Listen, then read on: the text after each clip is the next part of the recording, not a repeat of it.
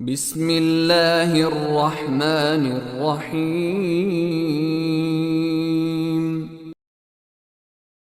إن الذين فتنوا المؤمنين والمؤمنات ثم لم يتوبوا فلهم عذاب جهنم ولهم عذاب الحريق. إن الذين آمنوا وعملوا الصالحات لهم جنات تجري من تحتها الأنهار،